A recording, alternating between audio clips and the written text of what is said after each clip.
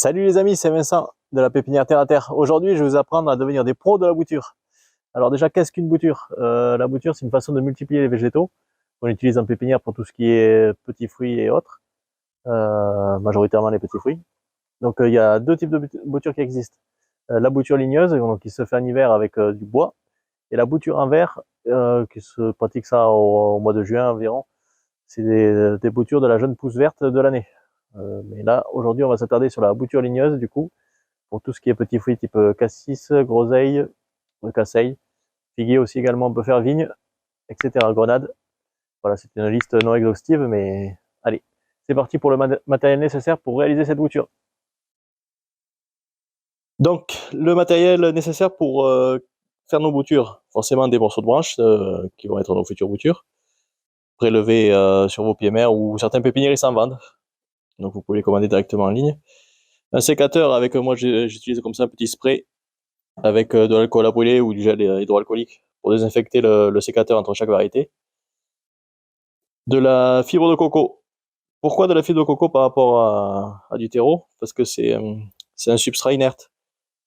C'est-à-dire qu'il n'y a pas de vie là-dedans, rien ne peut se développer. Donc ça évite les maladies, les champignons, tout ça, comparé au terreau. Au terreau qui est souvent composé de plusieurs matériaux, et de toute façon qui est enrichi pour nos plantes, quoi. Que là, si vous laissez démarrer vos boutures dans ce substrat-là, elle ne trouvera pas de quoi manger, donc elle va vite mourir. Donc il faut surveiller. C'est juste parfait pour faire un cal de cicatrisation, mais c'est pas bon pour faire une culture sans rien après, quoi. Donc comment ça se présente cette histoire? Ça s'achète donc dans tous les magasins de culture intérieure ou sur internet, vous en trouvez. Donc c'est des blocs comme ça. Un bloc entier, ça fait 70 litres une fois trempé. Donc vous en avez pour un moment. Donc, vous le mettez dans une bassine avec un peu d'eau. Il faut que ça ait cette consistance à la fin. Donc comme du terreau, un peu plus humide. Il faut que quand vous le pressez, en vrai, je vais essayer de montrer. Voilà. Il y a quand même un peu d'eau qui sort.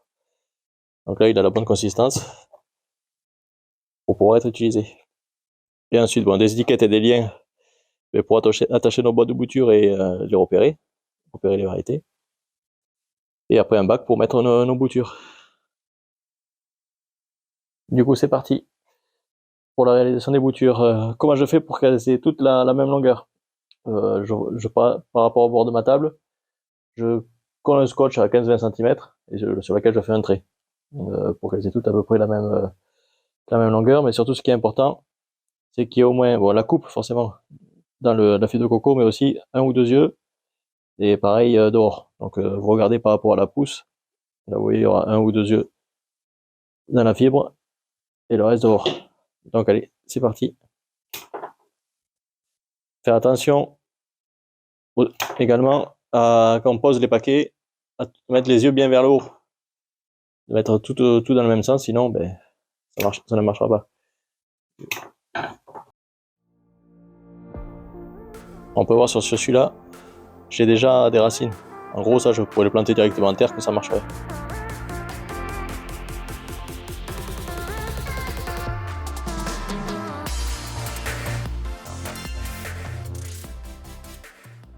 Donc voilà, la boîte est réalisée. Bon, vous voyez, c'est pas très pile au niveau longueur, mais c'est pas très grave. C'est parce que certains bâtons étaient un peu trop petits. Voilà, il faut réaliser la botte.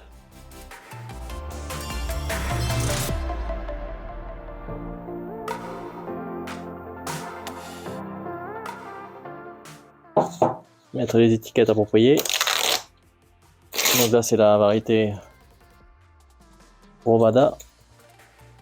Moi, j'en mets plusieurs parce que après, je m'en resserre dans le champ quand je les plante.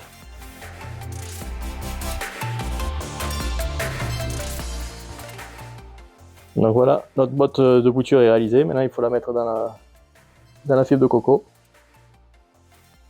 Pour les mettre dans la fibre de coco, j'ai préparé au préalable un bac avec un lit de fibre de coco en bas. J'ai déjà mis un paquet. Je vais rajouter mon paquet. Et ensuite, il y a tout mon mélange de fibre de coco que je viens de faire qui est en bas. Comme ça évite de... Enfin, tout ce qui tombe, je le récupère. Ça évite de gaspiller. Et voilà, après je remplis de fibres jusqu'à qu'il y en ait sur les côtés et dessous. Je tasse un peu.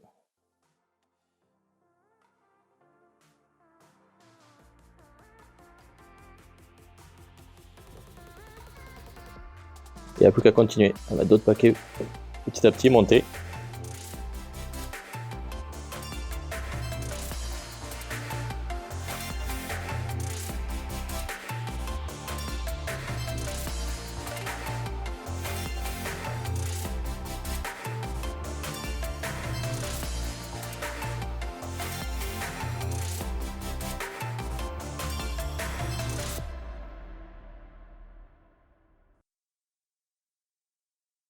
Et voilà, une fois que votre seau de bouture est fait, et vous n'avez plus qu'à mettre ça au nord de votre maison, à l'abri du soleil, quoi, pendant tout l'hiver.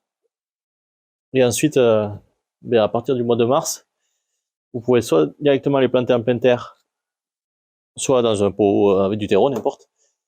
Et logiquement, ça devrait démarrer et vous donner vos futurs arbustes à petits fruits. Petite subtilité là pour tout ce qui est à bois creux. Qu'est-ce qu'un bois creux? Ça va être là typiquement, là c'est du figuier, vous voyez là au centre. Il n'y a pas de bois. La vigne aussi, c'est du bois creux. Donc pour tous ces bois-là, pour tout ce qui est la partie qui va être à l'air, la partie aérienne, qui ne sera pas dans la fibre de coco, j'aime bien les planter dans la cire, afin que de les rendre hermétiques et que ma bouture là, ne sèche pas par le haut, quoi. Donc vous n'avez pas forcément de la cire, vous, à disposition. Donc vous pouvez faire aussi de la bouture à l'étouffée. Ça marche très bien pour ce type de bouture. Donc je vous montre ce que c'est la bouture à l'étouffée. C'est soit dans une mini-serre, vous achetez n'importe où en grande surface, il y en a à vendre, soit dans une bouteille d'eau coupée en deux. Donc vous faites ça, vous mettez vos boutures dedans et ensuite ça garde l'humidité, ça évite que ça sèche par la partie externe à la fibre de coco. Donc voilà. Aussi à savoir que certaines essences, comme la vigne ou le grenadier, se bouturent à chaud. C'est-à-dire que là, il ne faudra pas mettre votre bac de bouture au froid, au nord de la maison ou dans un frigo. Mais il faudra le mettre dans une pièce tempérée, à peu près une vingtaine de degrés, quoi. Dans une maison, c'est très bien. Et voilà les amis, j'espère que cette vidéo vous aura plu. Si vous avez des questions, n'hésitez pas dans les commentaires. Dans les prochaines vidéos, je vais aborder le sujet de la greffe, donc si ça vous intéresse, n'hésitez pas à vous abonner. Et je vous dis à bientôt.